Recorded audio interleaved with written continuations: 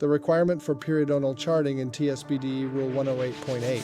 Hello, I am Attorney Boyd Shepard. I am a lawyer in Houston, Texas, and I provide legal services, representation, and counsel for Texas dentists and hygienists. In this video, I'll be discussing the requirement for periodontal charting in TSBDE Rule 108.8. Please consider the following questions. Which rule of the Texas State Board of Dental Examiners requires the performing of a periodontal examination and periodontal charting? Do you know the correct board rule number and subsection of the applicable rule? Is periodontal charting required by board rule to be completed at the first appointment of the patient? Or can the periodontal charting be completed at any time? The answers to these questions are as follows. In the TSBDE Rules and Regulations, specifically in 2nd Texas Administrative Code, Section 108.8C2, the applicable requirement states as follows.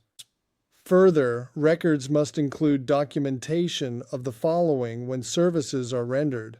2. Findings and charting of clinical and radiographic oral examination. A. Documentation of radiographs taken and findings deduced from them, including radiograph films or digital reproductions. B. Use of radiographs must be in accordance with the minimum standard of care. C. Documentation of the findings of a tactile and visual examination of the soft and hard tissues of the oral cavity. Please make note that the above applicable rule does not include the specific words periodontal examination or periodontal charting.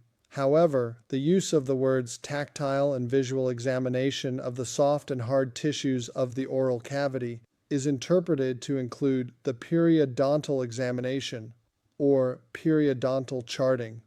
And if the radiographs show evidence of periodontal disease of any level or kind, like the buildup of calculus or bone loss, then the patient chart notes must include these findings as well, and specifically noting them as radiographic findings. Technically, the board rules do not state whether or not the periodontal charting, including pocket depth recordings, must be done at the first appointment or not.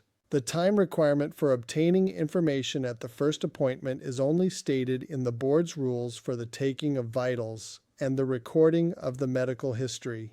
However, it is strongly suggested that you also do the periodontal examination and charting at the first appointment whenever possible as part of the initial examination. And if there is a reason that this charting is not done in the first appointment, then you should state the reason in the progress notes. The above rule does state that the periodontal charting must be completed when services are rendered, and the service of an initial examination would be the services referenced in the rule.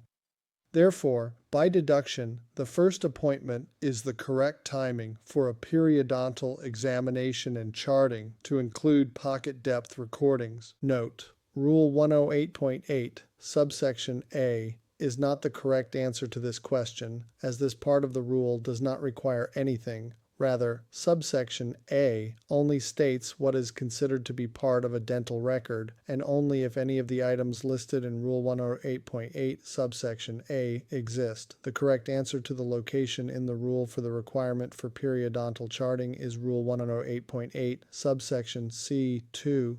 Thank you for watching this video. I hope that you found this video to be helpful and educational.